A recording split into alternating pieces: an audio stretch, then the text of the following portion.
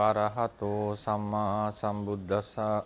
Namo tassa bhagavato arahato samma sambuddhassa. Namo tassa bhagavato arahato samma sambuddhassa. Good morning, everyone. Today we shall be continuing from the place we stopped last time. Still we are in the list of Paramatthadhammas. So far we have discussed briefly what are the Paramatthas in the Theravada tradition, discussed in the Theravada tradition, and then we exclusively explained about the Paramatthadhammas, which are the conditioned realities advocated within the tradition. Then we gave a list of these realities, which are the group of chittas, cetasikas and rupas. So far we have discussed how the chitta and cetasika are related to each other. For instance, the cetasikas can be classified into three groups, like the akusala group, the beautiful group, the sobana group we call, beautiful cetasikas, and then ethically variable ones, the miscellaneous ones.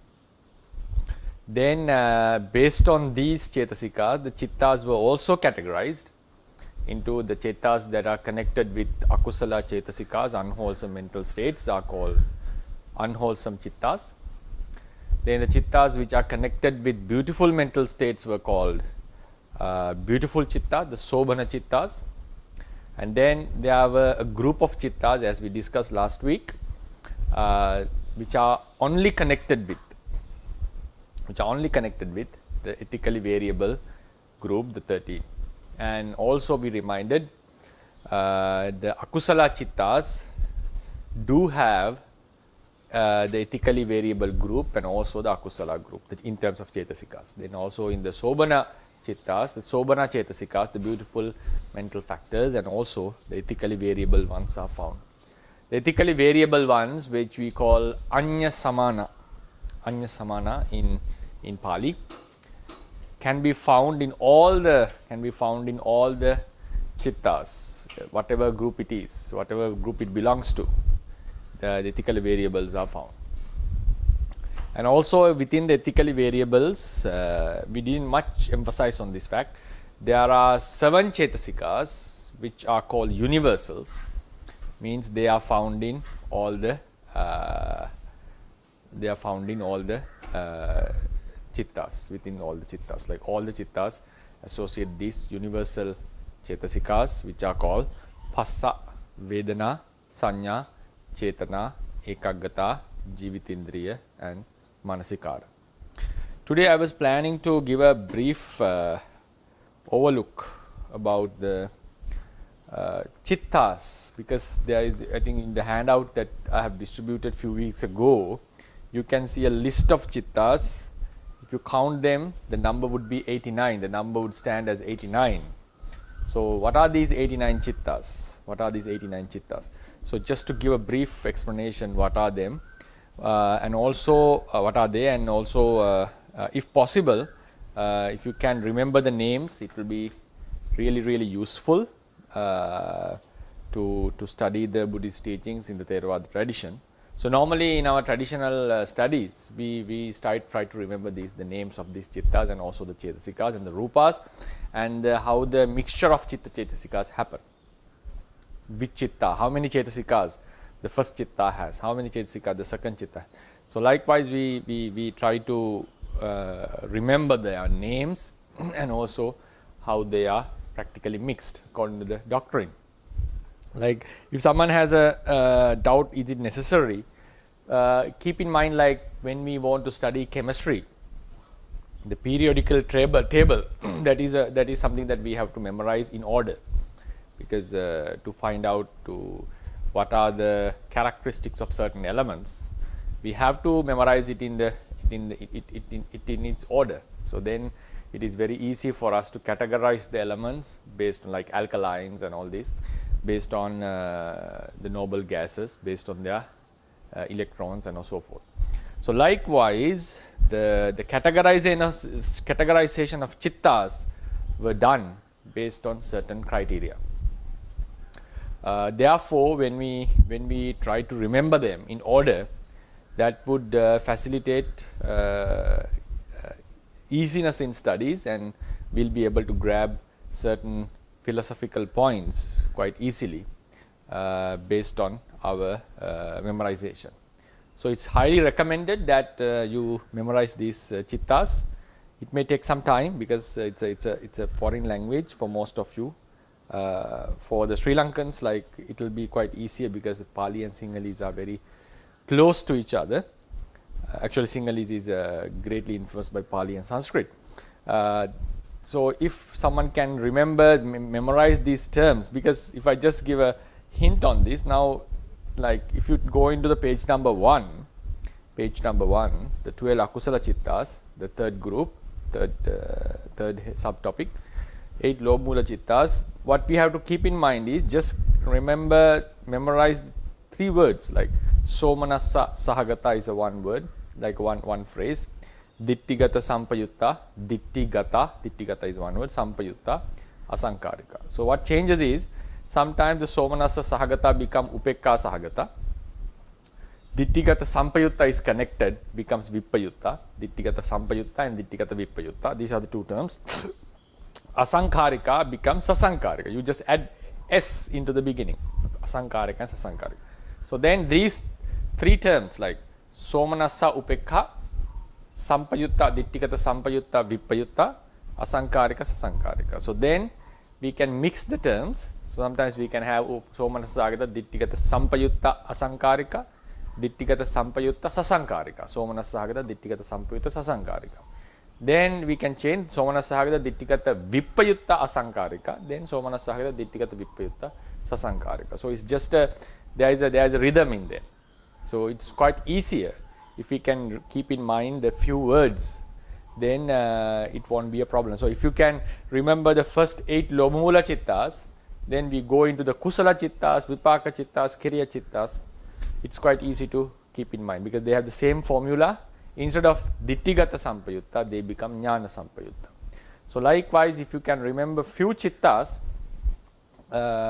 it is also obvious that most of the chittas will be easy to put into the memory, bring into the memory. So therefore, I highly recommend that if you are interested in studying the Theravada teachings further into its deep aspects, it's very highly recommended that you memorize these chittas and also the chetasikas. Chetasikas may have sometimes, because they are completed 52 different realities, which doesn't have any rhythm or any algorithm in them. That also when we keep on studying, we will keep on reciting, or we keep on observing them, reading them, they will stick into our minds, right? So therefore, that's also some encouragement that I would like to give. Now we'll move on to the chittas again. Because so far we have discussed the chittas based on the chetasikas. We explained the chetasikas, each and every chetasika we discussed last time. Then the chittas which are connected with chetasikas. Now I'm going to give an overall idea about what are these chittas. So if you go into the page number 1, we can see chitta. There are 3 types of, first line is that there are 3 types of Sankata Paramatthadhammas mentioned within the tradition. 89 or 121 chittas. 121 will be classified later. Then 52 chetasikas and 18 rupa. 18 rupa, we exclude the Anippanna rupas which are not concretely produced. So it becomes 18 instead of 28. Then we come into chitta. So the topic of chitta is fourfold based on the sphere or the bhumi. We can call it sometimes we may call it the land, bhumi, but here it's better to call the sphere because land is a physical thing. So bhumi here doesn't always refer to the land upon which we stand or upon which we live. This is a certain kind of sphere, sometimes which cannot be specifically specifically mentioned in terms of locally. It is not possible to specify locally, like in terms of location. The topic of sphere is something broader. So just keep in mind, these are there are 4 types of spheres based on the definition has been based on craving. Definition is based on craving. So roughly we can understand the karma sphere is the divine world and the human world and the woeful realms. This is the karma sphere. Then we call it the sensual sphere, the sensual realm. Then we come into another sphere called rupa realm, which is attained by attaining jhana, higher concentration. Then there is another realm called arupa realm, immaterial we call, immaterial realm, which is also state attained with jhana, but there is no form. It's a formless state. It's a formless state. It's a completely a different realm we call. Then we have the lokuttaras. Lokuttaras are not the lives. They are just states that we should attain. That is the final attainment or goal of Buddhist teachings. So based on these spheres, the chitta is fourfold as 54 kamavachara, 15 rupavachara, 12 arupavachara and 8 lokuttara. I think we have discussed this chart few times so far already. So the chitta consciousness is divided into 4 groups. Kamavachara, like consciousness of the sensual realm.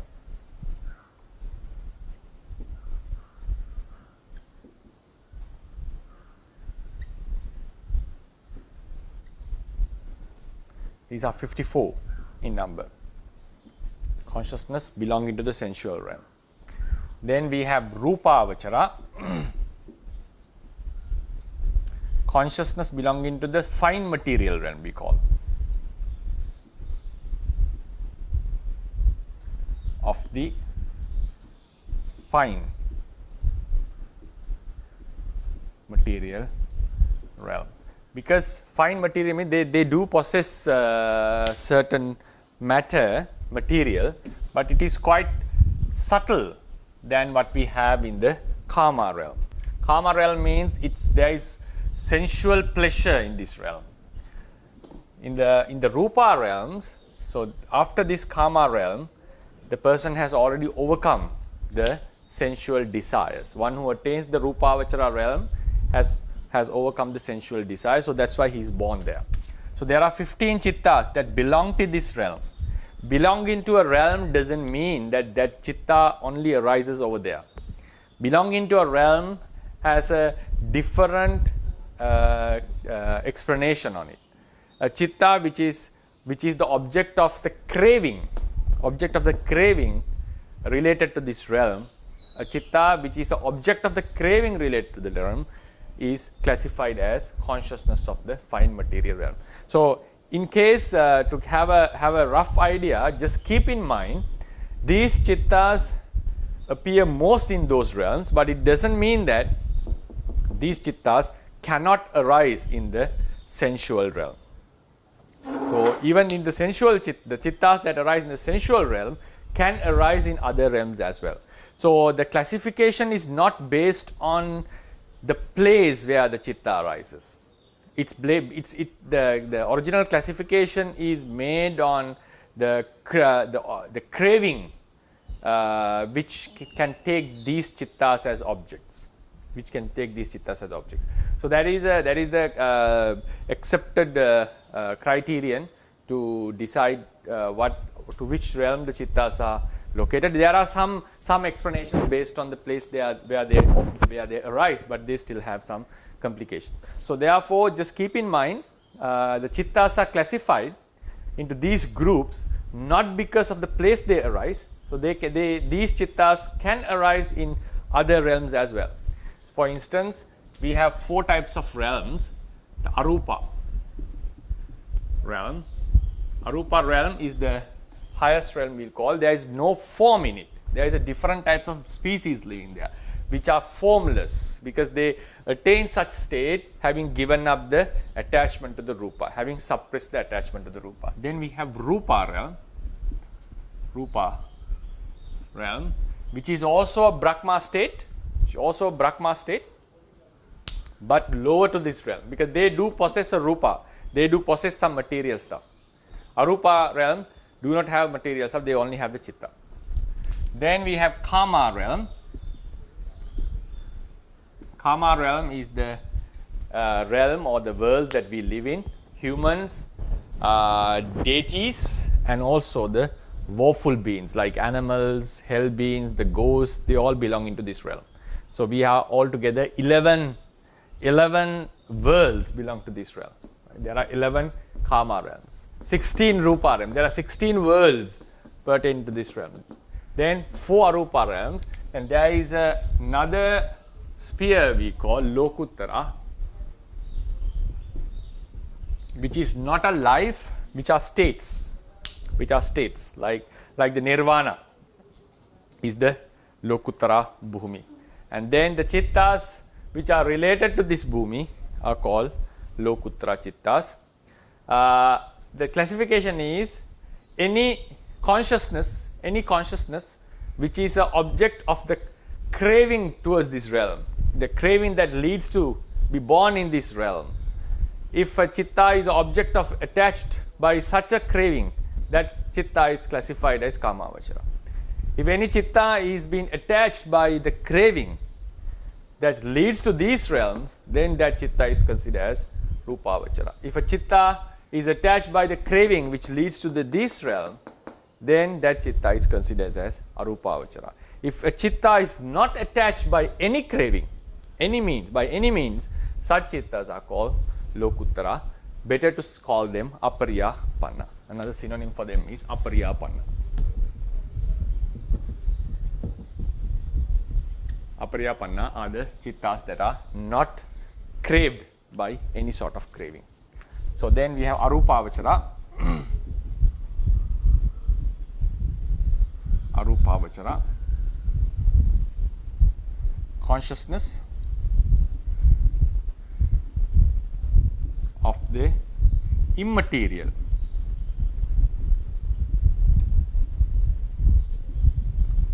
Then we have 12.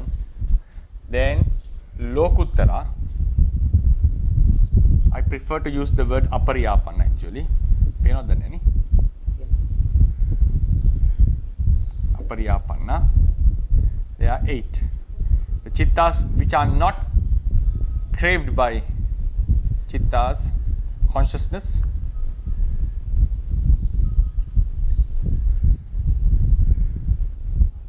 which is not attached by any sort of craving. There are 8 in number. Right, consciousness. So all these up to here, we draw a line. These chittas, we normally call them mundane.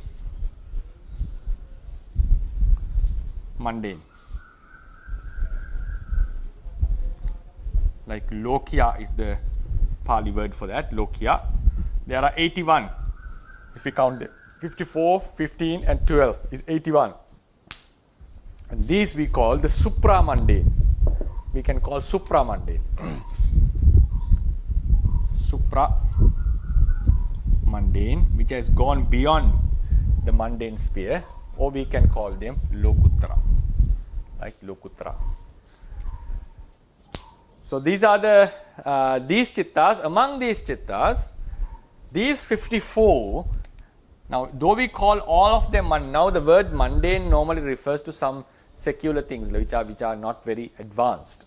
But in the Buddhist aspect, the Theravada aspect, how we translate these words, though the normal humans, normal beings who are lacking spirituality, normally possess only these 54 chittas. These chittas are higher attainments in terms of spiritual aspect. Like highly concentrated chittas are there. They are highly concentrated chittas. They have only through gradual training of the mind, culturing of the mind, we are able to attain these chittas. So therefore the normal folks of the world would possess these chittas, these 54, they are attained with higher spiritual attainments, normally, higher spiritual attainments.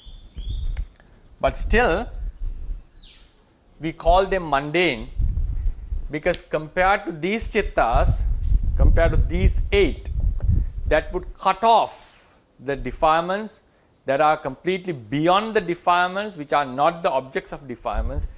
So still we call all of them, even they are attained with spiritual development, still we call them mundane. So this word mundane doesn't insist that these are lower chittas. They are lower compared to these 8. That is true. But compared to these chittas, these 54, the ordinary chittas that we possess, they are highly developed, spiritually advanced chittas are there. So therefore we have to keep in mind, we may call them mundane, because one thing is, these spiritual attainments, still one can get attached to such high achievements that we made in spirituality. A high concentration, well focusedness on a certain object, and it brings lots of bliss to us, it brings a lot of comfort to us, it takes our mind away from the defilements, the burning defilements. So normally a person who has attained these states, these chittas, would normally get attached to such blissful experiences. So therefore they are still object of certain type of a craving. That craving which attached to these chittas are not the ordinary craving or the lust that we experience in day-to-day life. There is a subtle kind of a craving towards it. But these chittas are completely beyond the scope of craving. Beyond the scope of craving. So they are never an object of attachment or of tanha. So therefore we consider them as supramundane, completely beyond the mundane realm. So keep it in mind, normally the chittas that should be called mundane are these chittas, these are ordinary chittas. Then these chittas are spiritual attainments in terms of the worldly level, but still as they are objects of craving, we still categorize them as mundane chittas. Right? Mundane chittas. So this is the chart of the 89 chittas, and then we try to analyze one by one. If you go to the handout, page number 1, we see the second subtopic.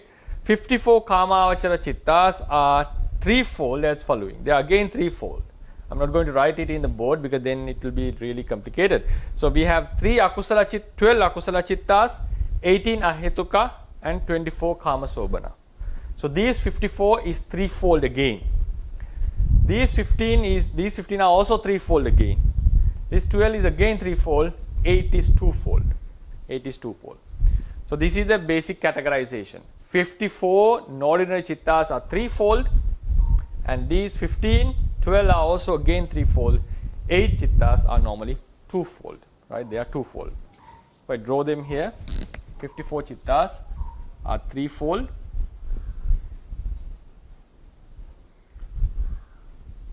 These chittas are also threefold. Is twofold. The normal categorization. If we use a different color, it will be better. We use black color.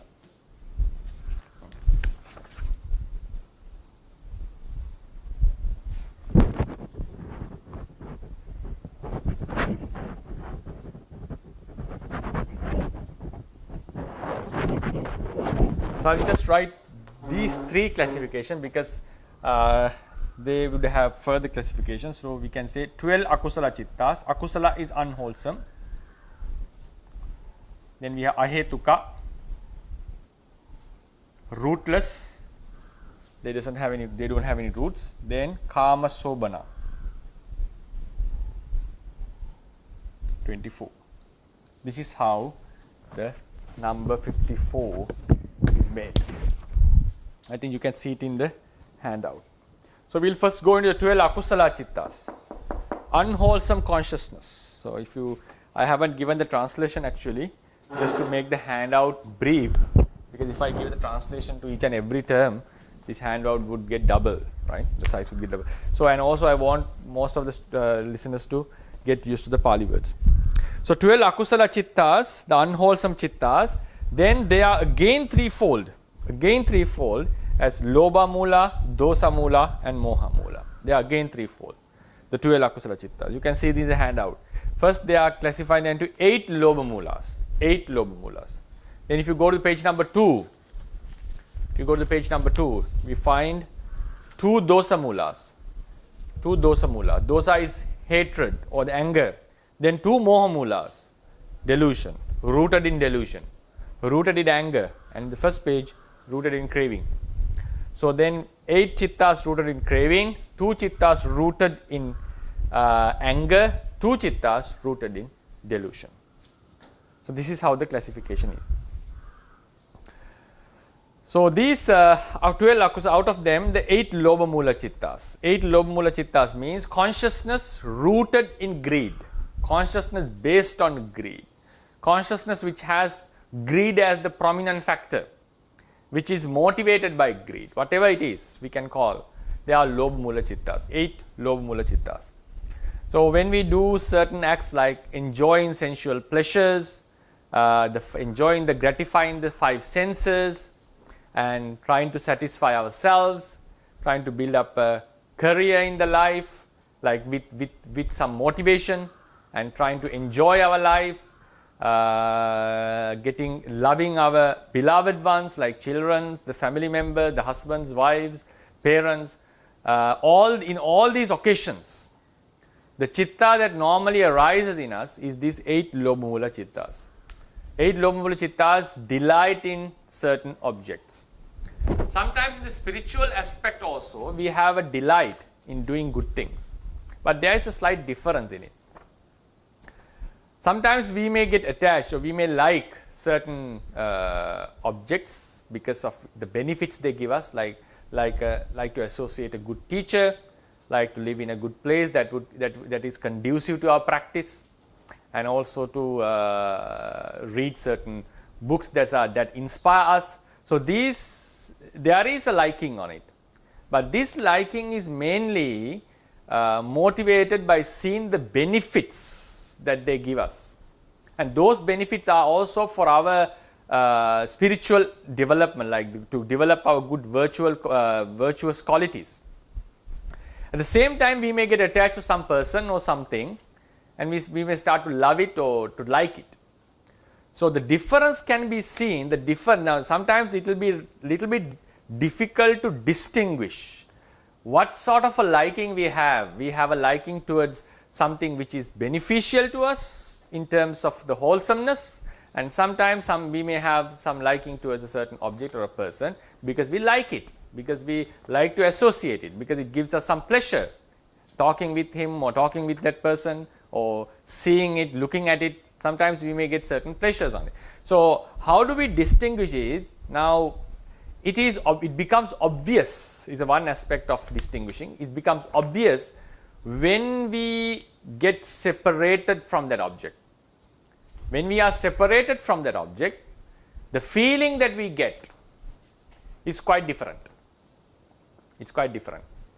The feeling, the sorrow, the unhappiness that we have by seeing or getting separated from a beloved one and getting separated from something which is beneficial to our lives, we have 2 different types of sorrows. I think all of us have experienced that. The sorrow losing something which is beneficial to our practice or to our spiritual or to our wholesomeness, to our good life, and also losing something that we really attach, is 2 different things. We may not cry normally, like when something beneficial to us is lost. It can come into that level to some people, I admit that, but the feeling is quite different. But when we lose someone that we love, the suffering is immense and it torments our mind differently from a separation from something which is supportive to our practice. So it shows that the lobha, the attachment, liking based on lobha, it doesn't like a separation from the beloved object. It doesn't like the separation or getting apart from that specific object that we attach to. So that is the difference between liking in the wholesome side and also liking in the unwholesome side. So here we are talking about a liking in the Lobha-Mula Chittas in the handout. We are talking about a liking that of that sort, like which doesn't like the object to get, doesn't like to get apart from the object. So these chittas, and also they arise while in the unwholesome side, like performing the adultery, the sexual misconduct is specifically done with these chittas. Then sometimes getting attached to, starting to like the objects that others possess, and also it is mentioned all the wrong views are held with these chittas. Basically, because the wrong view is most of the cases, almost all the cases, is based on the self, the idea of self. Idea of self is based on the craving towards our lives. So therefore, there are certain unwholesome deeds that we do with these through these chittas, and these are the chittas normally that arise most in our day-to-day life. Mostly in the sensual realm, in the human realm, in the deva realm, these chittas are the abundant. They arise very frequently in us, right? So there are 8 chittas. Sometimes they are connected with somanassa feeling, that is the pleasant, happy feeling. Then sometimes the neutral feeling, upekka sahagata. Ditthigata sampayutta means sometimes they are connected with wrong view, sometimes disconnected with wrong view. It doesn't have any wrong view.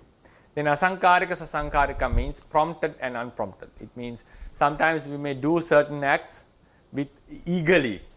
Our mind doesn't get retarded. We just eagerly do certain acts. Specifically, the example is given: someone is going to rob something, like doing a robbery or going to adultery. Some may just feel like it's not something worthy for us, and he may consider various other facts and keep a step behind and think like whether I do it or not. Or sometimes his mind get retarded to do that certain act.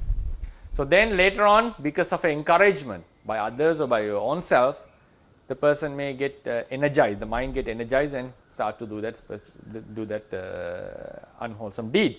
So in such cases, we call it prompted.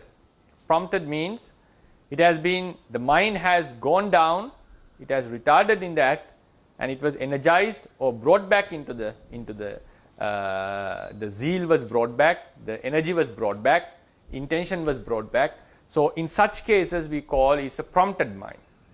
In other cases, in other occasions, the person may, without any retarding or without any drawing back, he may just eagerly do the act without any hesitation, without considering any like eagerly he may do. Sometimes some may have encouraged him to do, but there is no mind is not stepping backwards. So in such cases we call it asankarika. Asankarika is unprompted. It's originally the mind was sharp and got involved in the act directly. Sasankarika means it steps back, it retards, and then get energized and do that. So in such cases, the results there is an effect on the vipaka. If we retard the act and do it, in such cases we say the results are a little bit different from the acts that were done eagerly without any retarding. So likewise, and ditthigata sampayutta and vipayutta, sometimes now someone can enjoy the food according to the Buddhist teaching. Someone can enjoy the food or do by thinking that this was given by ultimate God and so forth. In such cases, in Buddhism, we categorize it as a wrong view. And someone may do wrong deeds like stealing and so forth, having a wrong view. Like if someone considers that stealing from the wealthy and giving it to the poor, there is no harm in it, there is no akusala in it. So this is a wrong view. It's a wrong consideration. According to the Buddhist teachings, whether the person, the one who is being looted, his wealth or his status doesn't matter, as long as we take the things that doesn't belong to us by force. So likewise, if someone does certain acts with such wrong ideologies, wrong views, then we call it's a ditthigata sampayutta chitta. Then somanassa sahagata and upekka sahagata, sometimes we do the acts happily. In some occasions, our mind is not that much excited in our unwholesome deed. Like for instance, someone may enjoy watching a movie or watching the television, and there are occasions that we just keep on watching the television, but our mind is not that much entertained, but still we keep on watching, like we cannot give it up because there is a habitual liking towards it, but there is no such much enjoyment. So in such cases, keep in mind that the chitta is, the lobha is still there, that's why we cannot give it up. That's why we just sometimes waste our time, maybe in social media or maybe in watching something, but there is no much enjoyment. So the lobha mula chitta is present with the upekha feeling, neutral feeling. So when we analyze these chitta in our day-to-day life, we find these chittas are very prominent in our lives. Sometimes we may give food to animal. There are two ways that we can give the food. Like we can give it as a donation to the animal to support its life, and also sometimes we may give food to enjoy seeing how they eat. In such occasions, giving is a wholesome act. Normally when we give something, that's a wholesome deed. But when we enjoy seeing them eating, like someone can enjoy in a wholesome manner, like being happy that it enjoys it, but sometimes we do it for like fun, like going for safari and so forth. In such occasions, the chitta is lobha mula. We adorn ourselves to be beautiful, to be attractive. This act can also be done with the both wholesome and unwholesome mindset. If we use if we wear some clothes to cover our body, to be appropriate according to the occasion, to fit to our status, social status. So that is, in such acts, the wearing has been done with wisdom, with a wholesome mindset. But if we wear certain things to get attracted, like to show off or to be obvious than others, to show ourselves, to come into, to show that we are more wealthier than the others. If we wear clothes or ornaments with such an attitude, we normally consider the act was done with lobha mula chittas. And also in eating, we can eat the food to appease our hunger. At the same time, just to enjoy the taste of the food. In those occasions, both occasions, one was done, the prior was done with the kusala chittas, the latter is done with the akusala chittas, the lobha mula chittas. So therefore, lobha mula chittas, normally we look into the mirror and try to admire ourselves, how beautiful we look and how our figure is. Sometimes we may end up with dosa chitta, like seeing that there's some features of our face is not attractive, and sometimes we may try to admire that I look beautiful and so forth. So on such occasions, please keep in mind the chitta is lobha mula. And then how can we do it, such an act, with a wholesome mindset? Then we look into the mirror to see whether there is any inappropriateness, like if some mark is left in our face, or some dirt in our eyes, to remove it, to be proper to the occasion, to go into the society. With such intentions, we look into the mirror. That can be done with a wholesome mindset. The attitude is what matters here. Attitude is what matters here. The same act can be done with the wholesome mindset. That same act can be done with the unwholesome lobha mula chitta. So, and also keep in mind, such act, the minor acts, the trifle acts that we do in day-to-day lives, are not going to take us to woeful realms, or not going to give us a rebirth in woeful realms, but still we consider them as akusala because they were done with a wrong, like a attached attitude. So they are not considered as wholesome. At the same time, keep in mind, they are not going to bring much harm like the unwholesome deeds that people do, like stealing, killing and so forth. Right? So these are the 8 lobha mula chittas. Then we go into the second page, the 2 dosa mula chittas. So dosa mula chittas are 2. Domanassa sahagata patiga sampayutta asankarika, domanassa sahagata patiga sampayutta sasankarika.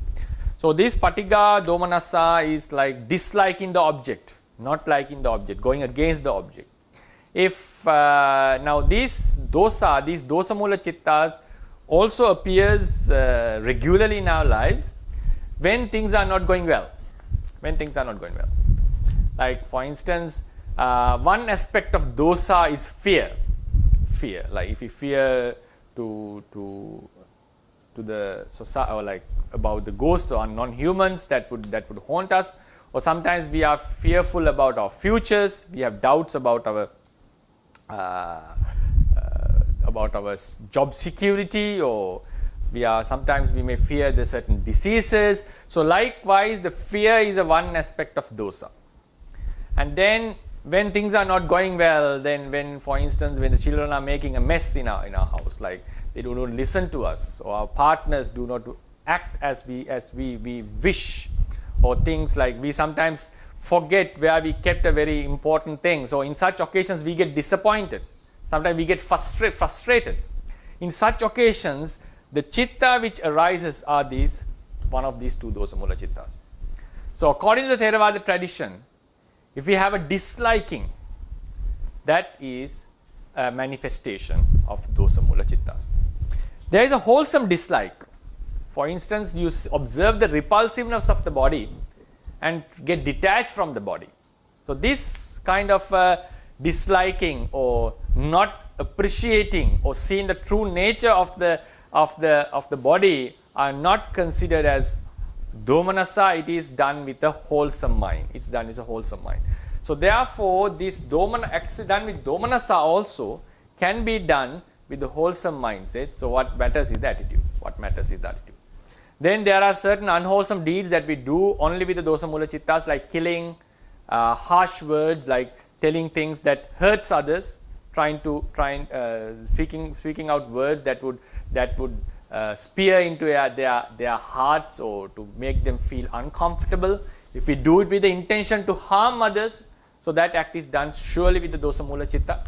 And sometimes even stealing and all these can be done with dosa mula chittas. To like someone can steal other stuff to bring down their success or to harm them. So in such occasions, those acts are motivated by the dosa mula chittas. But keep in mind, the killing, even we do it as gaming, like for a sport, go for gaming, like killing animals for fun. Even on such occasions, the bullet is shot with the dosa mula chitta. The arrow is shot with the dosa mula chitta. So the final execution of the killing has to be done with the dosa mula chitta. That is how the Theravada tradition explains. And these dosa mula, now sometimes when things are not going perfect in our lives, if someone says something improper in a certain occasion, we may feel like we give a sound like chuk and say we doesn't feel much happy about the occasion. So keep in mind, in even such occasions, the chitta is a dosa mula chitta. So dosa mula chitta also arises subtly in our mind. Now especially this happens while driving in certain countries where the rules are not fully followed by others. So if someone makes a mistake while driving, suddenly the frustration or the anger comes up. So on that occasion, we have to keep in mind the dosa mula chitta has occurred, which is quite harmful to ourselves. It is not very harmfully like doing a misdeed like killing and so forth, but still it takes out our peace. So, and also sometimes we feel boredom, especially involved in wholesome acts, spiritual acts, in meditation and so forth. Sometimes we feel like laziness or boredom, like we are not enjoying that act. Sometimes staying in the house, nothing much to be done, like especially when people are in the quarantine or in house, were confined to the houses because of the pandemic. Sometimes we got frustrated. We wanted to do some work, but we are unable to go out, so we feel like we are stuck there. So on such occasions, that frustration, discomfort, all these feelings are the arising of these dosa mula chittas. They are connected with these dosa mula chittas. And also sometimes when we feel sad, sadness is ultimately the vedana cetasika in dosa mula chitta. So, but normally this dosa mula chitta arises. Sometimes when we feel regret about the things that we have done, the jealousy, the stinginess, that not liking others to have a similar success that as we have. In such occasions, all occasions, dosa mula chitta is what is arising. And also so we can see how prominent these chittas are also in our lives, like the lobha mula chitta. Especially these chittas arise in most of the countries, I feel, during election times, like seeing the opponent, the person that we don't like speaking in public, or criticizing the candidate that we support.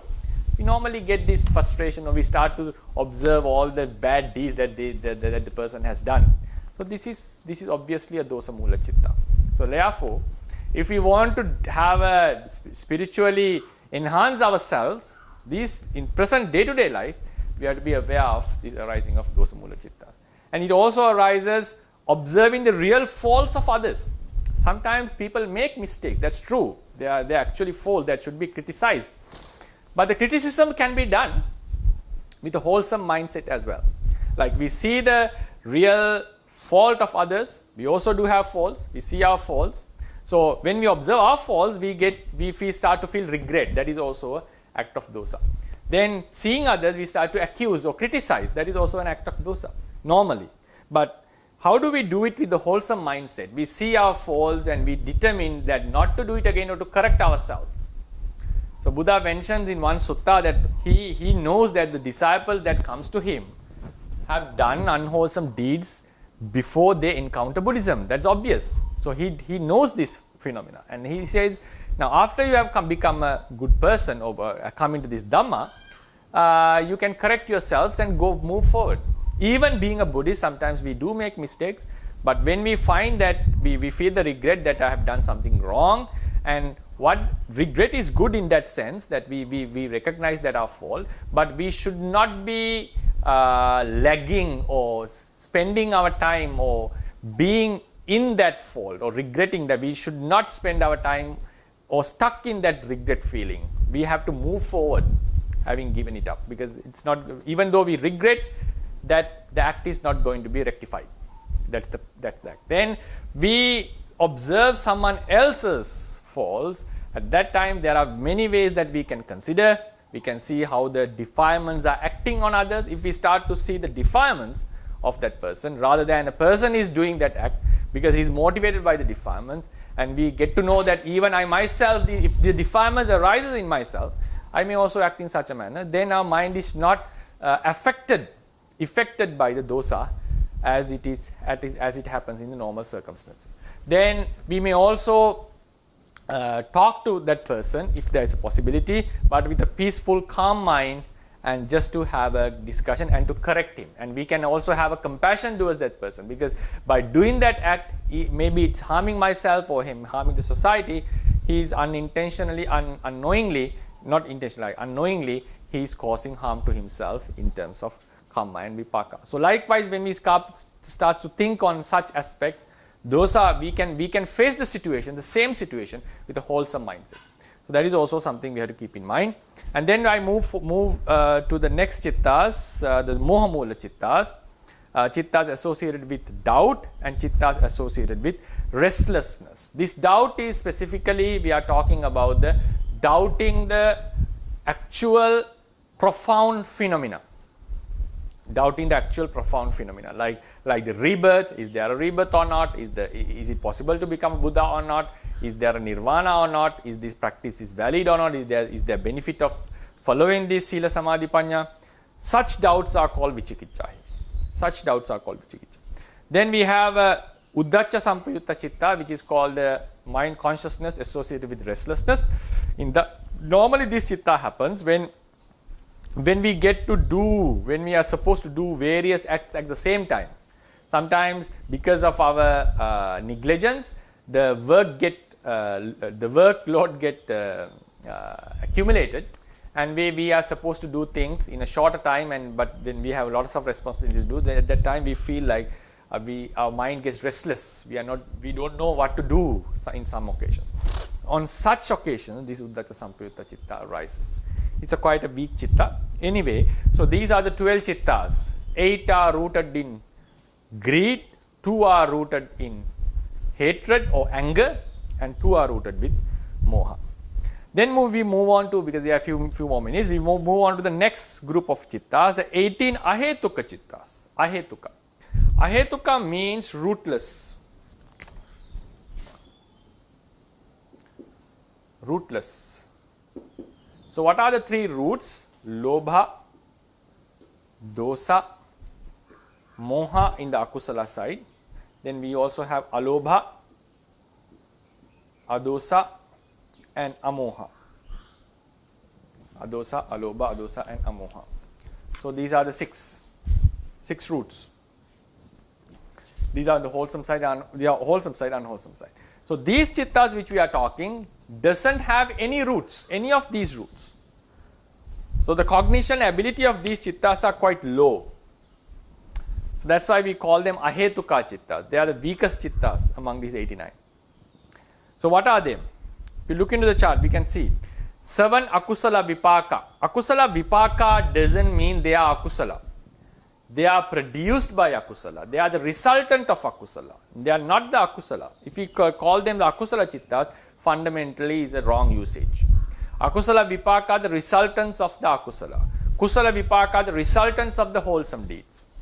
So we can see upekka sahagata chakku viññāna, the eye consciousness associated with neutral feeling. Sota viññāna, ghana viññāna, jivha viññāna. When it comes to the kaya viññāna, it associates the dukkha feeling. Then we have 2 more chittas, sampatichana, santirana. Chakku viññāna means the eye consciousness. What does it mean by eye consciousness? The consciousness that arises on the eye, which facilitates the seeing.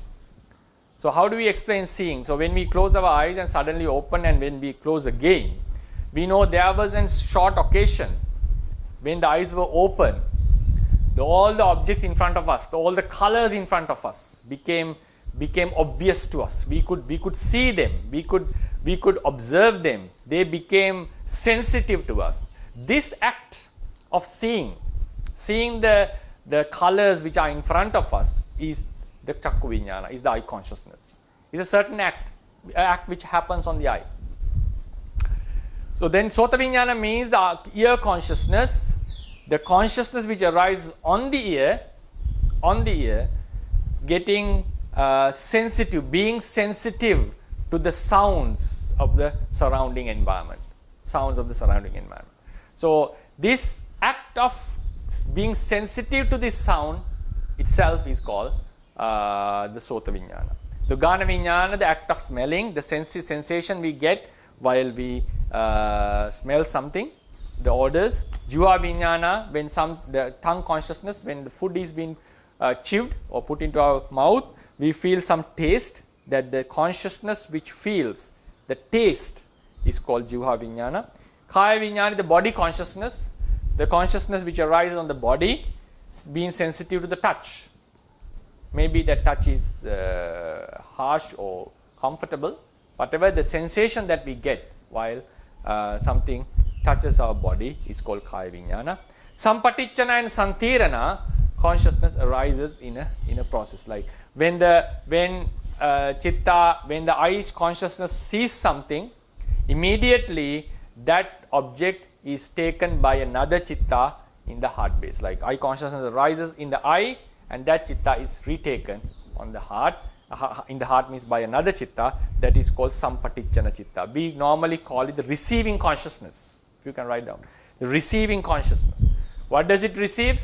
The object that was seen by the eye consciousness, the object that was heard by the ear consciousness, the object that was smelled by the nose consciousness, the object that was felt by the tongue consciousness, the object that was felt by the body consciousness. Whatever the channel it is, after the main consciousness takes this object, knows this object, cognizes this object, that specific object is retaken or received by another chitta. That chitta is called sampatichana. Then santirana, that object which has been taken by the sampatichana chitta, received by the sampatichana chitta, is further investigated by another chitta called santirana. Santirana means investigating consciousness. investigating consciousness. This happens in a very rapid speed. This investigation should not be misunderstood like we see two things on the one thing on the ground, we start to investigate what it is to find out to whom it belongs to, or is this something valuable, or is this something dangerous or like harmful to anyone. So this investigation is done by various types of mind processes. Here what we are talking within the like in a snap of a time, when the eye consciousness, ear consciousness, body consciousness, all these five take a certain object at a time, that object is retaken by the sampatitjana chitta. That object is investigated in one mind moment by another chitta, which is called santirana. So all these happen with the sometimes they happen as a result of unwholesome acts. They will be how do we understand that these are the results of unwholesome act? Such things would be clarified when we go ahead with the lessons. Then kusala vipakas also have the same types of chittas. The difference is there is eye consciousness, ear consciousness, body consciousness, nose consciousness, tongue consciousness. Then the body consciousness, instead of getting dukkha in the akusala group, here we have sukha, the pleasant one. So it's a comfortable bodily feeling. Then sampatitjana is the receiving consciousness, as it was explained before. Then santirana chitta is twofold, as somanassa and upekha. Somanassa and upekha, because if the object is very pleasant, very attractive, the investigating consciousness becomes somanassa. If the object is attractive or pleasant but not in a very high intense level, then it becomes upekha sahagata. So how do we categorize? Now there are two types of consciousness, the chakku vijnana in the kusala vipaka and chakku vijnana in the akusala vipaka. So the explanation of the Theravadians is, if the object is pleasant, the chakku vijnana, eye consciousness, is considered as a resultant of the wholesome act. It's a kusala vipaka eye consciousness. If the object is pleasant, if the sound is sweet, it's a kusala vipaka sota vijnana. If the object that we see is unpleasant, then the consciousness which arises is considered as akusala vipaka chakku vijnana. If the sound is harsh or not sweet, not adorable to our ear, comfortable to our ear, then we consider it as a akusala vipaka sota vijnana. The consciousness which knows that object is the akusala vipaka. It's same criterion should be applied into smelling or tasting and feeling something. So according to this, what the Buddhism is telling, the Theravadians are saying, is that there is an aesthetic value of the object itself. Normally the aesthetic value, the beauty of an object, it greatly depends on our own perspective, on how we perceive it, based on how we see the world, with some things that are considered as good by someone may be considered as bad by some other one. So this is a subjective aesthetic appreciation. But according to Buddhism, subjective aesthetic appreciation is also found within Buddhism. That is obvious because we can see it in day-to-day lives.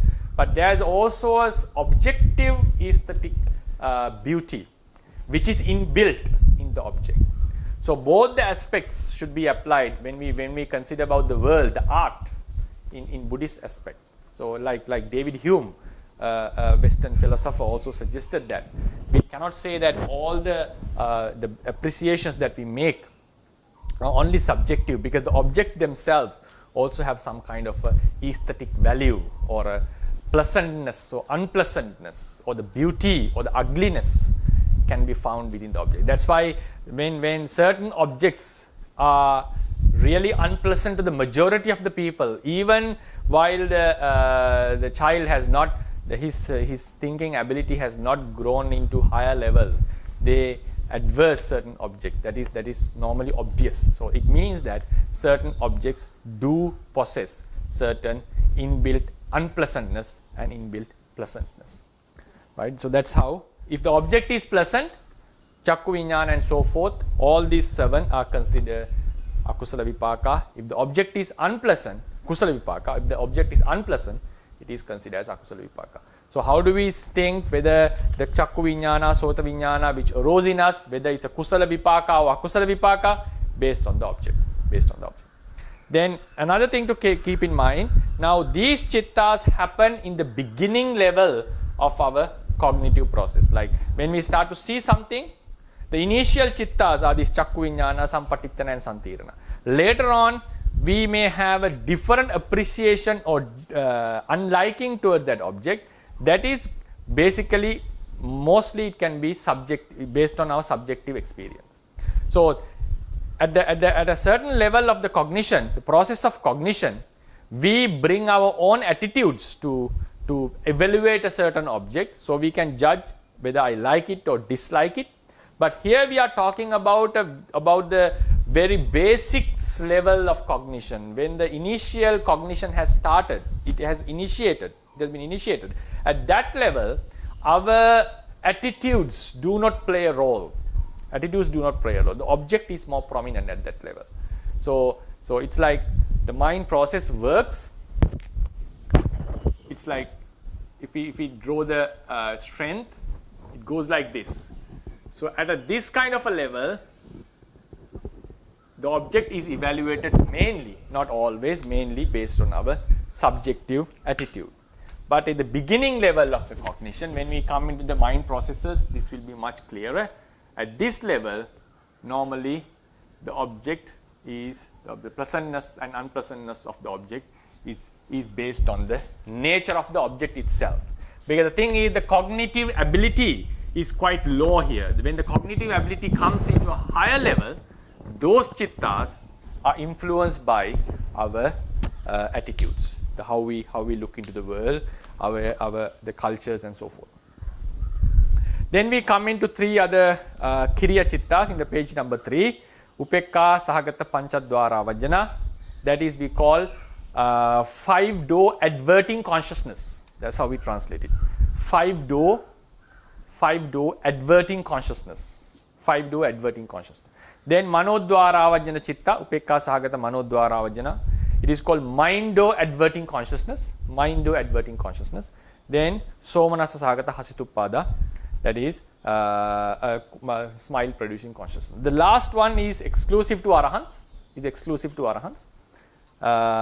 They can smile with 5 types of chittas. One of them is the Hasituppada. Then the 2 adverting is when an object strikes at one of our 5 sense doors, our mind is first it is adverted or directed towards that object. That is called Panchadwara Vajjana. So when an object strikes at our eye, our mind was in a different state.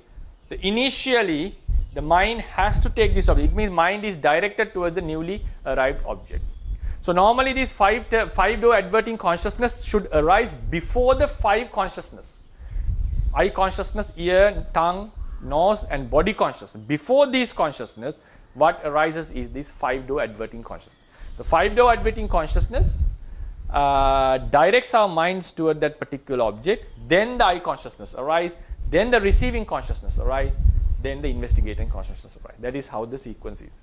First the consciousness, the adverting consciousness, because the mind was in a different state, it was taking a different kind of object, we call it the Bhavanga Chitta. Then when an object strikes at our mind, first the mind was directed towards the new object, then it experiences the object with any of the eye, ears, nose, tongue, body consciousnesses. Then it is received again by a different consciousness, we call the receiving consciousness. Then it is investigated by the Santirana, the investigating consciousness. Then the process keeps on occurring. Now then it goes further. Then Upekka Sahagata Manodwara Vajjana means the mind-door adverting. Now if an object comes to our mind without the support of the 5 senses, at that time also the mind, which was in a different state, has to get directed towards the newly arrived object, the thought, like object which came into our mind.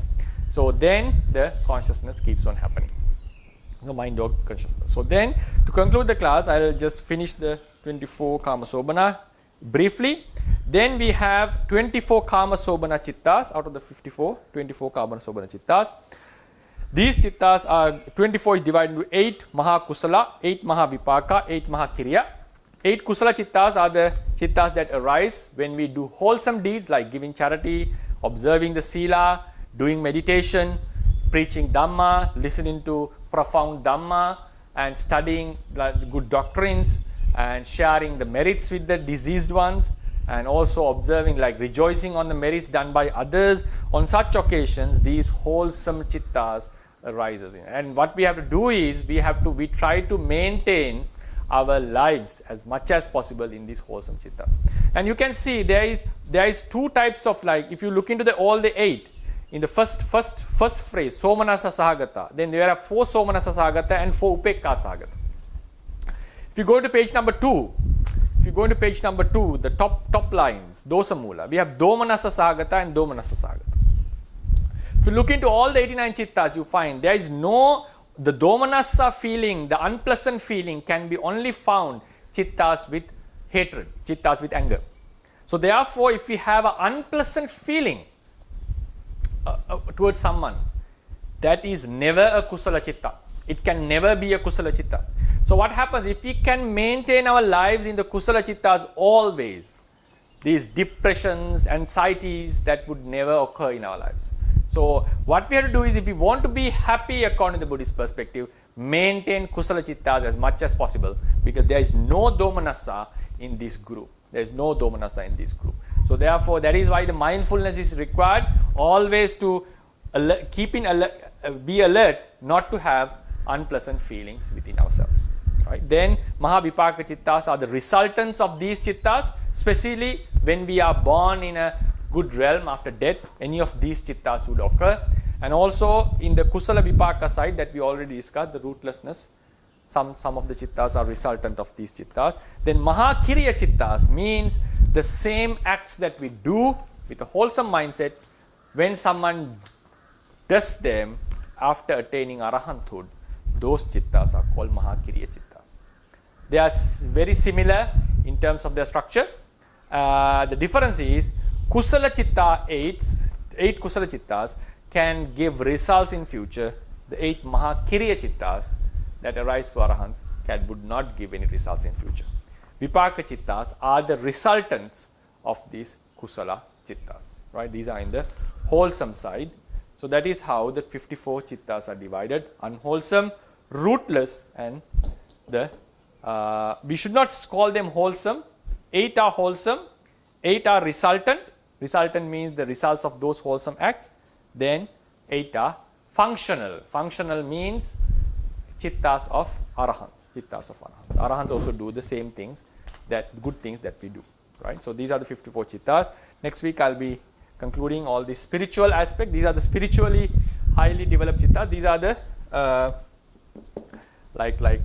mundane, ordinary chitta. So in the ordinary level, people have akusala, people have good thoughts, kusalas, and so forth. At the same time, these ahetuka chittas mostly represent the experiences that we have with the 5 senses, and how the chittas that occurs during the process of experiencing the world. So this is the lecture that I would like to deliver today. I hope you got some idea about the 54 chittas, the Kamacha chittas, and we normally get all these chittas. So I'll open the forum to have the Q&A session. Yes, so for everyone else, if you have any questions, you can raise your hand, or you can put the question in the chat box.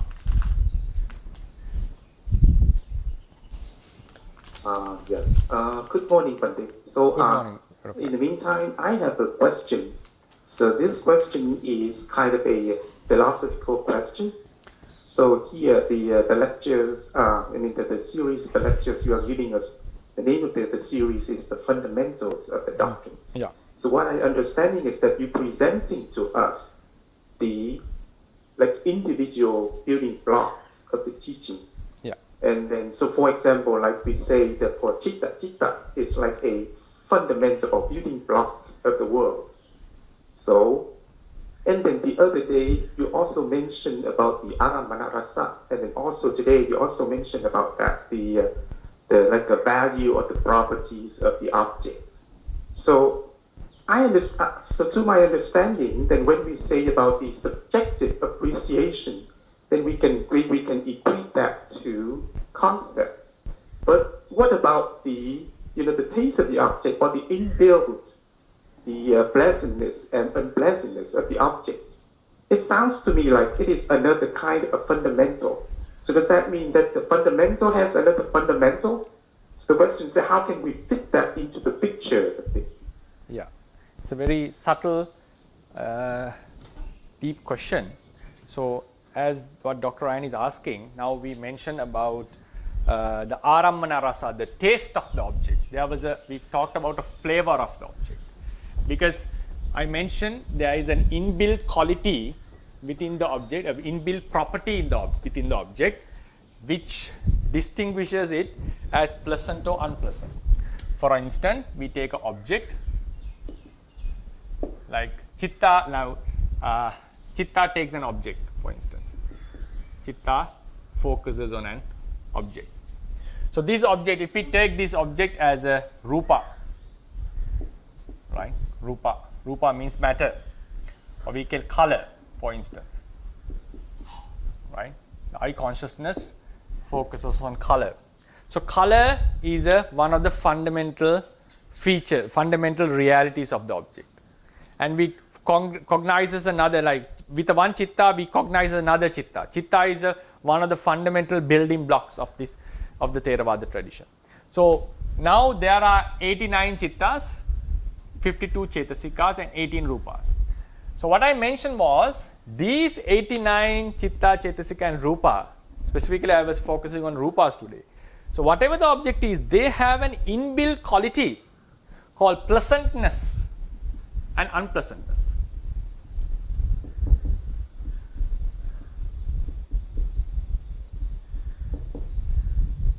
Pleasantness and unpleasantness, either, whatever it is. We don't have both at one object according to the tradition. So pleasant, and we also mentioned that it is something inbuilt within the object. Sometimes the subjective appreciation is there, that is obvious in the world. And also there is an objective pleasantness and unpleasantness. Objective means regardless of our attitude towards the object itself possesses some kind of a value, some kind of a property. So now the question is, if they are the building blocks, ultimate realities, then what are they? So these are the ultimate realities. If the realities possess a pleasantness or unpleasantness, what are they? What are these? So these are the realities. And what is this pleasantness and unpleasantness? So are they another fundamental? Are they another reality? So it's a very subtle question, because we explain that these are the fundamentals, these are the realities. So our teaching is based on these realities, and those realities possess some other subtle quality, a property called pleasantness and unpleasantness. So how do we explain this? So according to the Theravada tradition, I normally discuss this matter in when we come into the some other topics, like Arammana and so forth. So someone can think like there are two ways to consider this. There is an object. These are the realities. These realities are taken by a certain chitta. Then the reality is, it doesn't have any pleasantness or unpleasantness. The reality itself is the reality. When it is considered by the chitta may consider it as pleasant, the chitta may consider it as unpleasant. Chitta may consider it as pleasant, chitta may consider it as unpleasant. That is one option. So there is no necessary of pleasantness or unpleasantness within the object. How the chitta considers the object is which divides the object into pleasant object or unpleasant object. That is the first way of considering. The second way of considering is there is an inbuilt quality within the object, and the mind is sensitive. The Vedana feels that pleasantness and unpleasantness. On that occasion, the pleasantness, unpleasantness is objective. in the first occasion, the pleasantness and unpleasantness is subjective, right? So these are the two ways of explanation. So then we go into the Buddha's explanation. Buddha's explanation. So then we find, like, this has been explained by all the commentators and the sub-commentators unanimously. So how do we find a way to understand it? That is what matters. Rather than saying that they have just mentioned it, it's better to understand how do we consider. Now, what the Buddha has mentioned in few suttas, he has said that an arahant, a noble being, for example, arahant, can see a pleasant object as unpleasant.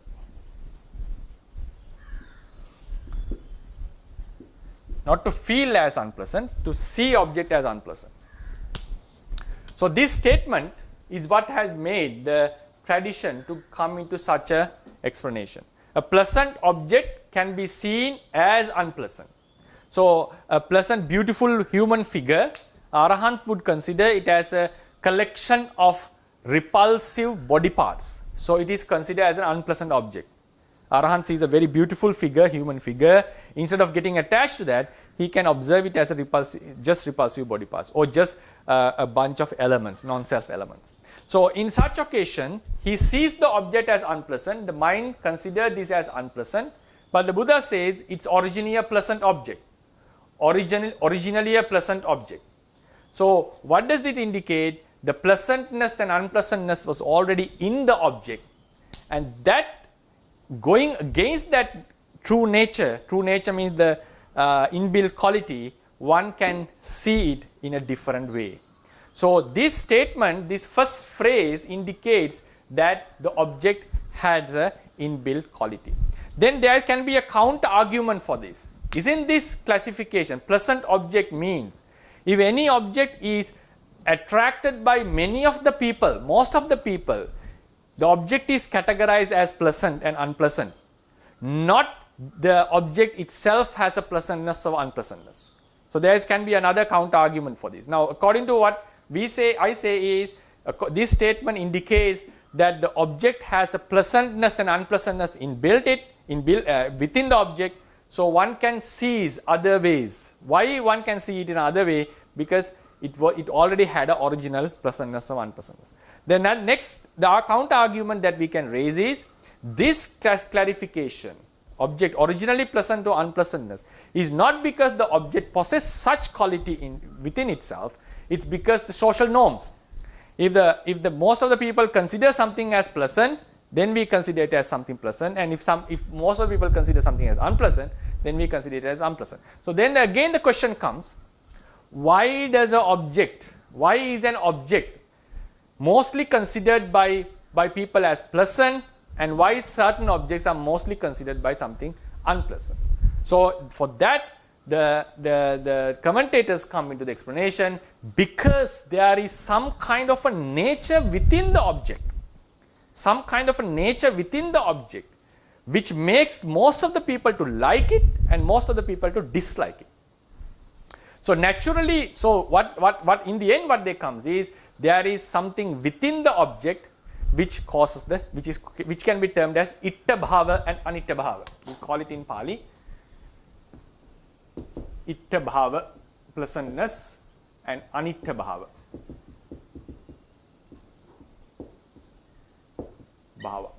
right?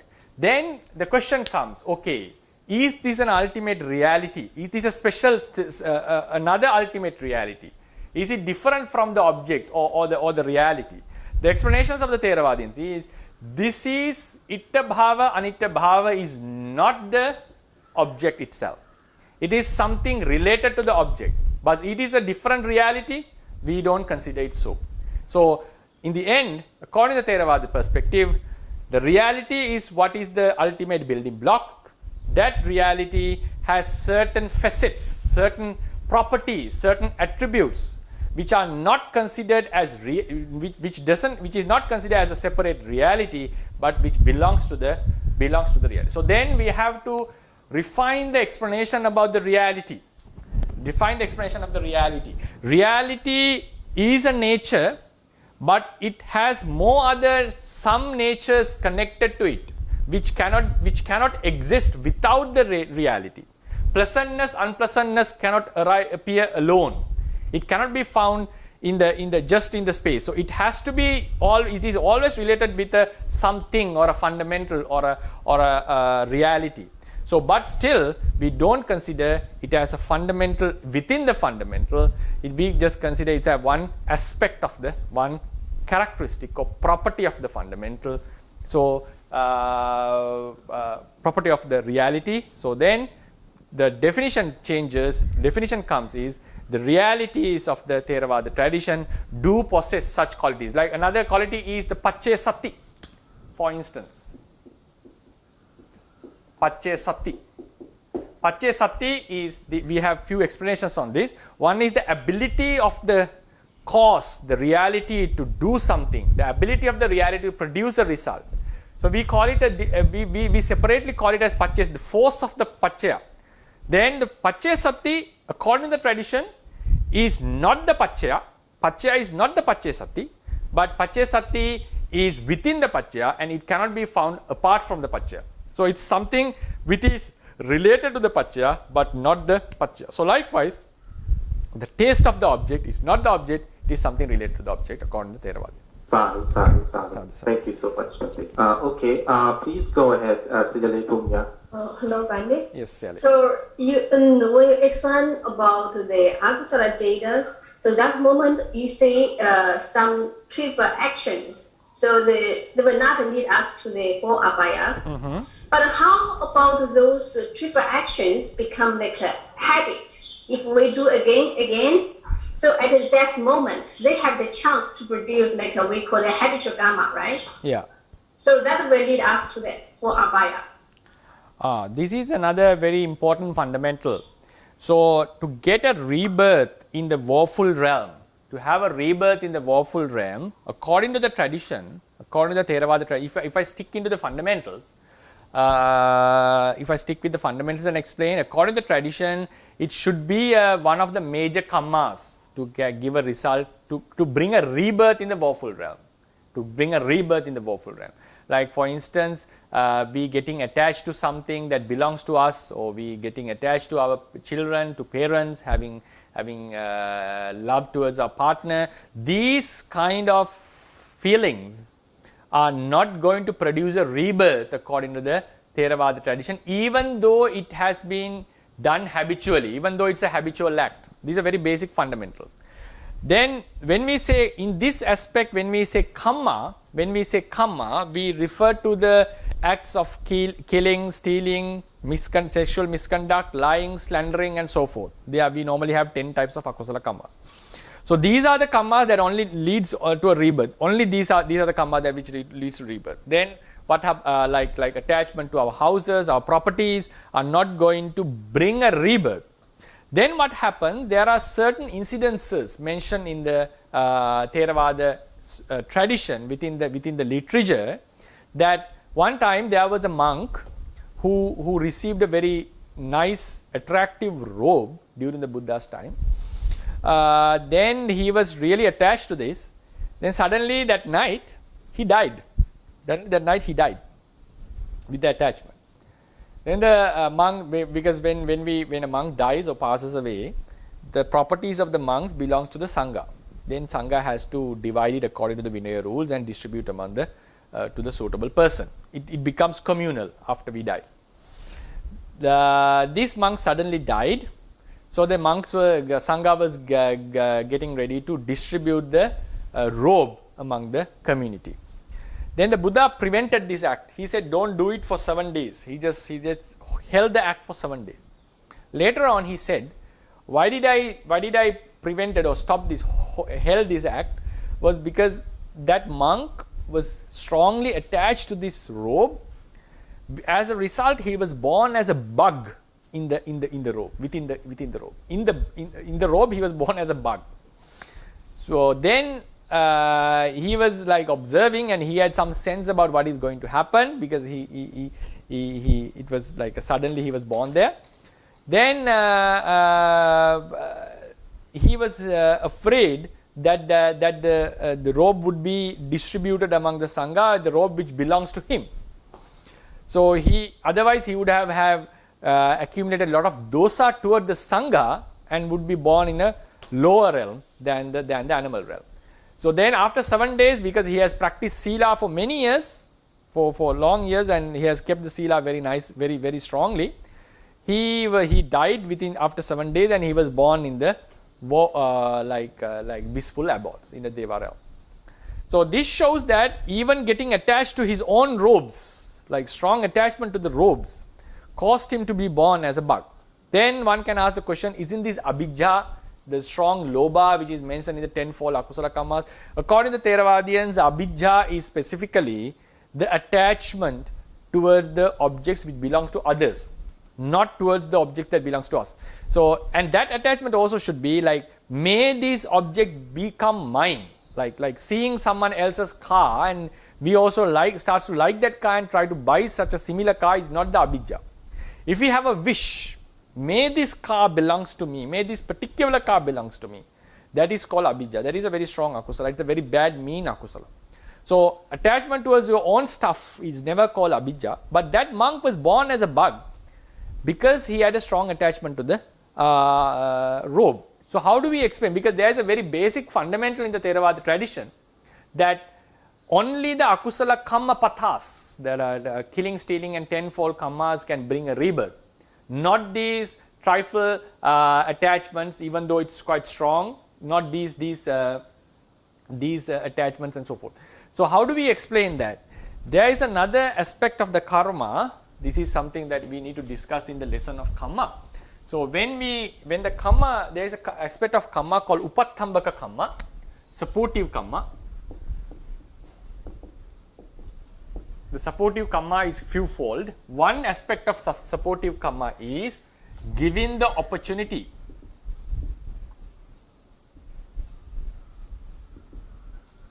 to other kammas. Giving the opportunity to other kammas. What does it mean?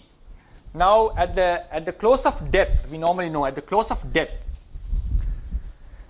now the mind stream is working. At the close of death,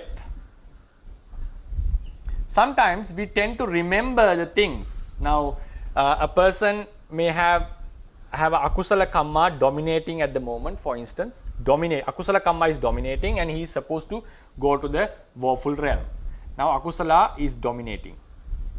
So what happens? A very good friend comes to the person and says him and reminds him, you have done lots of good deeds, so please remember them. Please rejoice on the deeds that you have done. So that person starts to recall the deeds that he has already done. So what happens? These chittas become kusala. These chittas become kusala. These recalling chittas are not going to give a result in the next life.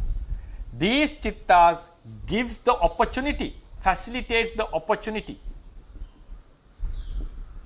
for a past kusala kamma to give the result. The opportunity was given because of these chittas. We call it payoga sampati.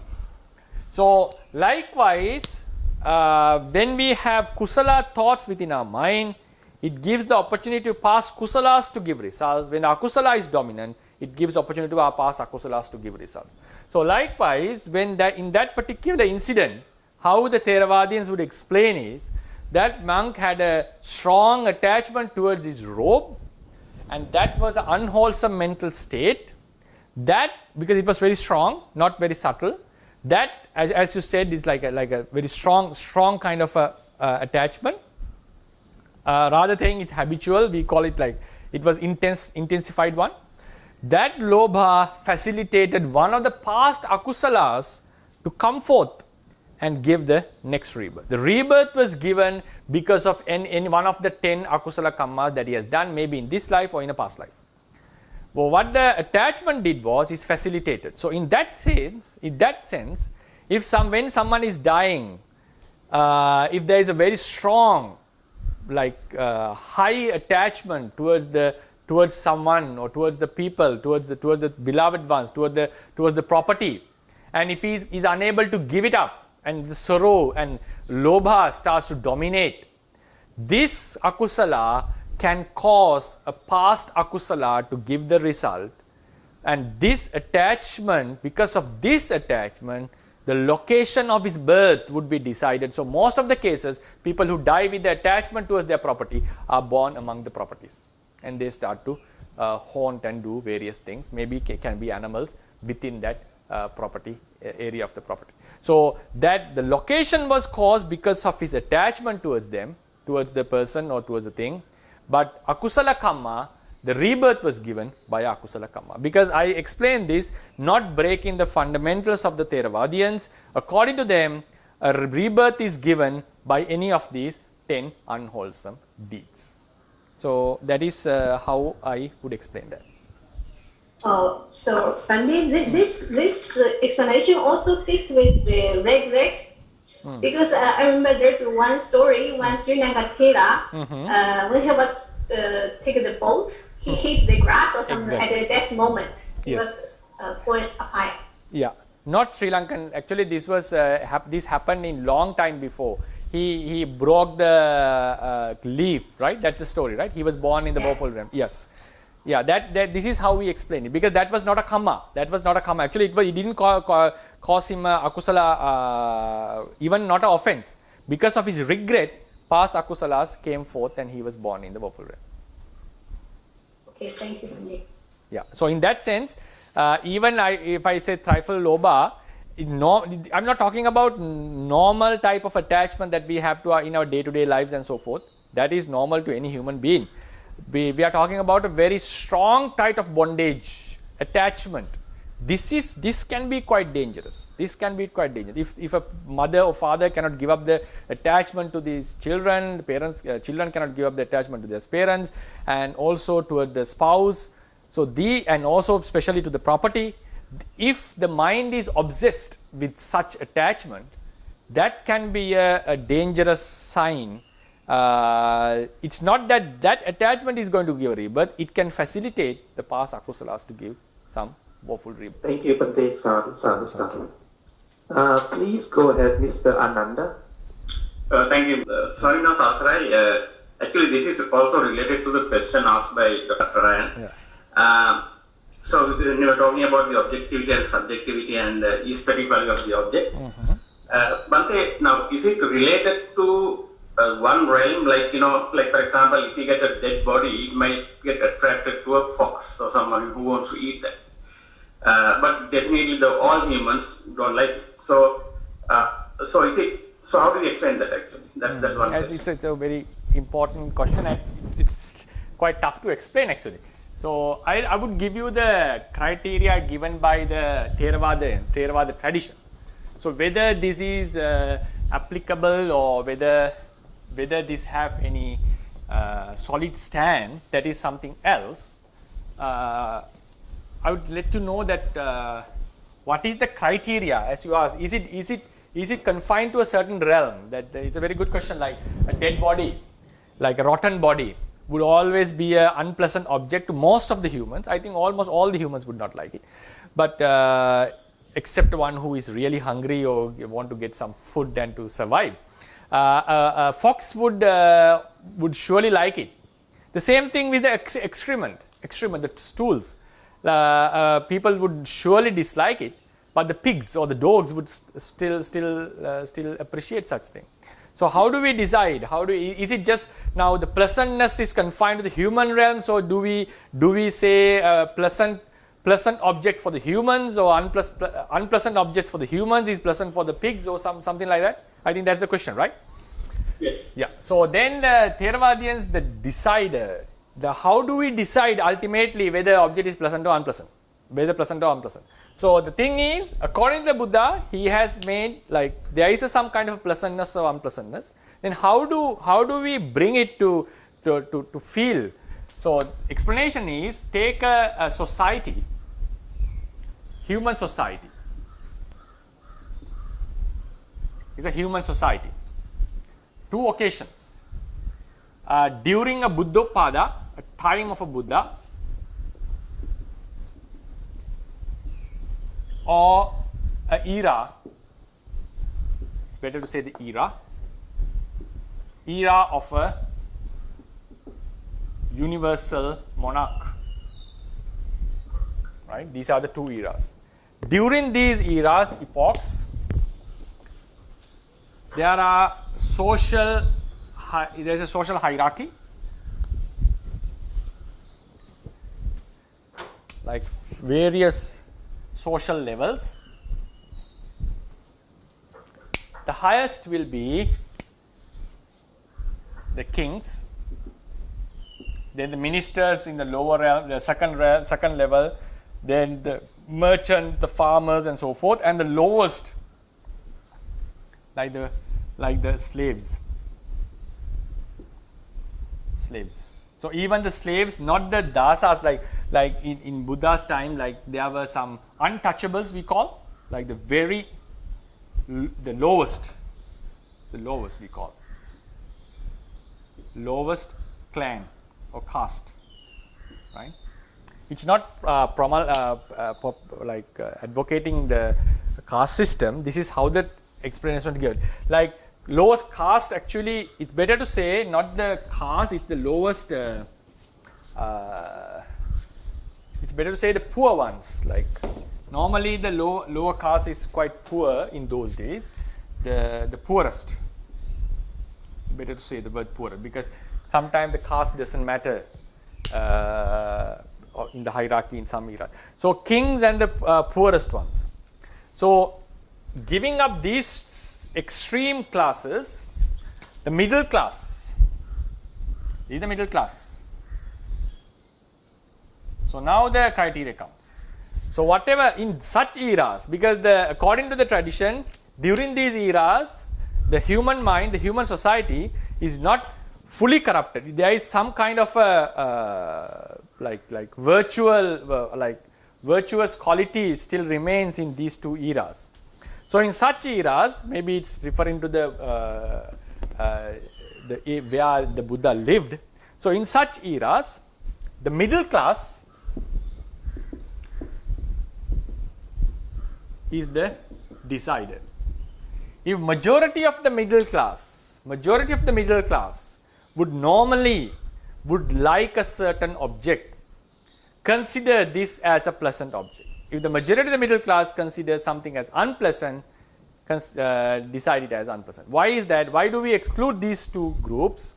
The poorest of the poorest would, whatever the things that they would get, like something which is put in the dustbin or something which is even the trash would become very valuable to them because of their poorness. Because they are satisfied with whatever they get because they are unable to get anything. The kings, the highest class in such eras, would live like a divine-like life. So even the superior objects may sometimes appear to them as something very mean or something very low. They may not just because they have experienced higher pleasures in their lives. So therefore, we exclude, the Theravadians would exclude these two groups and take the middle class and then the majority. Majority would, whatever object that is considered by the majority as superior or pleasant should be considered as pleasant, unpleasant as unpleasant. And this kind of a classification seems like very conventional. Even among some Western philosophers, I was taken by surprise because I myself was really not very happy about this classification, this way of classifying, because I myself can think various ways to debunk or think other ways about this criteria. Then I was taken by surprise, like sometimes even the objective thinkers have said, if something is attractive or something is considered by the majority, it shows that there is some kind of a value in it. If a personal liking or disliking can change, if we judge two people, that makes sense. But when we come into a majority of the people, then there is some kind of a value that appeals their liking or disliking, their opinion. Why the majority of people have the same kind of opinion, there is some kind of a value in it. So then the question comes, how about the animals? How about the animals? I think now the question is clear, because answer is clear. According to the Theravadians, they confine this to human society and generalize it. For instance, the dead body, which is attractive to the foxes, would never be appreciated by the majority of the humans. Sometimes a dead body of a beloved one, because of the love or the craving, someone may start to like it because of his strong attachment, but the majority would not appreciate such an act. So therefore, taking the human society, they would generalize and say this is how the pleasantness and unpleasantness is decided of an object. So this is the opinion of the Theravadians.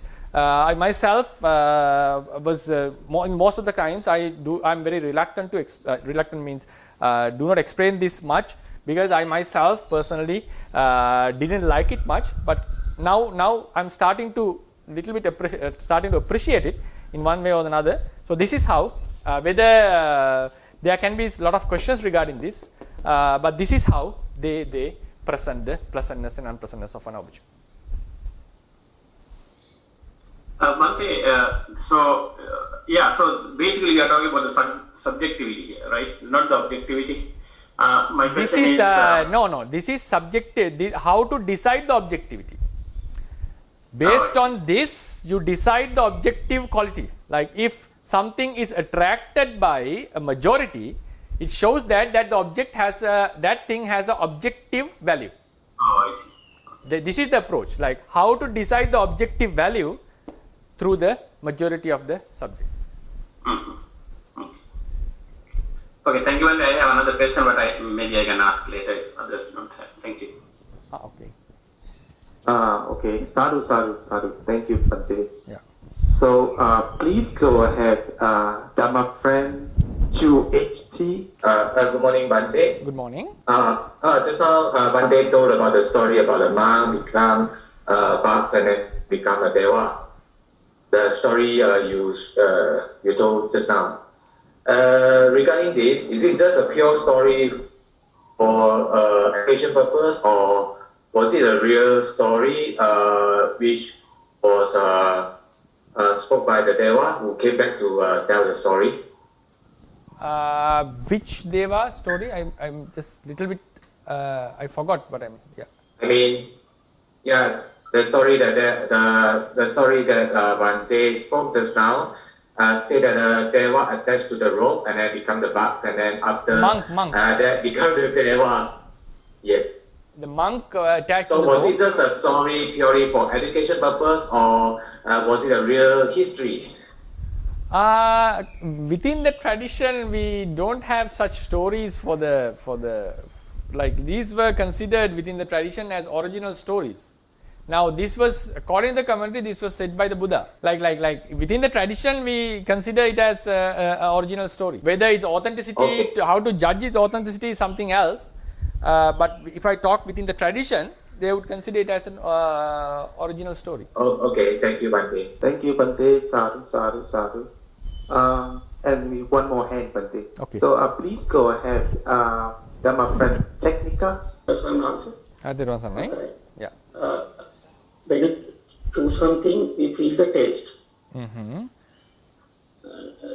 Does it belong to unwholesome lobamula citta or rootless vipaka citta? When we, can you put the question again? The first part I couldn't hear. When we When you choose something, we feel the taste of. Okay, choose something, we Does get it taste. belong to unwholesome lobamula citta or rootless vipaka citta? Yeah, thank you for your question. Now, when we choose something, so what happens? The mind occurs like normally this is how we write the mind chart. This is the Fido adverting, and then Juha Vijnana. This is the tongue consciousness. Then we have Sampatichana, Santirana, receiving, investigating. Then there is a determining, and then we have few types of chittas. Then this object is taken again by certain chittas. Now normally we choose something, if it is a pleasant thing, we normally get attached to it, right? According to Theravada explanation, the attachment arises at this level. Attachment, then the following mind processes keeps on happening. Attachment arises here. So the experience of chewing, the experience of taste, not the chewing, sorry, I beg your pardon. Experience of taste happens at this moment. Experience of taste, experiencing the taste.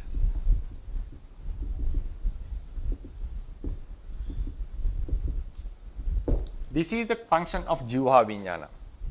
Attachment comes at a later stage. So this is a Kusala Vipaka or Akusala Vipaka Ahetuka, rootless consciousness. So then sometimes we get attached, if it's the pleasant state, we get attachment. So these attachment happens at a later stage. This is the basic explanation. Then there's another way of saying, sometimes when we observe our experience of chewing, sometimes we say the entire process together with attachment or disliking can also be the experience of chewing. Experience of tasting, tasting. So it depends on the occasion, how it was said. Now, sometimes we can recall the experience of taste mixed with some attachment. In such cases, we take the entire process. The process stops here. The process stops after few chittas. It stops. So the entire process can be taken as the experience of tasting. In some occasions, only this consciousness. So if we take this approach, experiencing of taste is a rootless consciousness, and if it is a pleasant taste, we consider it as a wholesome resultant. If it is an unpleasant taste, we consider as a unwholesome resultant. And sometimes the experiencing of taste can happen together with some attachment or disliking. In that case, if our experience is so forth, we take it. Now, what we are saying is, now we have experience of taste. How we recall it? We recall it with another mind, another consciousness, with another process. So at that time, when we experience the taste with another consciousness, like we recall it, it can be this chitta or the entire process when we recall. If we just ignore this fact of recalling back, and if we just objectively ask, what is the experiencing of taste? This will be the answer. Experiencing of taste is the tongue consciousness itself. Is the tongue consciousness itself, which is a rootless consciousness. When we recall it, we have two ways of explaining. Sometimes our recall can be only focused on this moment. Sometimes our recalling can be focused on the entire process. So if you are asking from the recalling perspective, we have two types of objects based on how we observe it. But without focusing on the observer, if you are just saying the experience of taste itself, we have to say it's just the rootless consciousness. Then this consciousness doesn't have any attachment. Attachment begins from here and then on the latter stages. Okay, thank you, Bhante. Sadhu, sadhu, sadhu. But I have another question, but I mean, it's up to you, Bhante.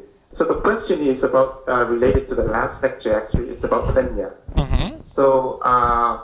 So we know that for sanya, then it has two functions, right? The first function is to recognize what has been previously perceived, or to make a sign as a condition for perceiving again. Mm-hmm. It is the same thing, so kind of two functions. Yeah. So the question is, so for the function of recognizing what has been previously perceived, which means something has been to be stored in the past. So the question is, where is that stored? So that is the first question. And for making a sign as the condition for perceiving again, then the question is, where is that sign is going to stay? Okay. So I think this question needs some explanation. This is literally talking about the memory, right?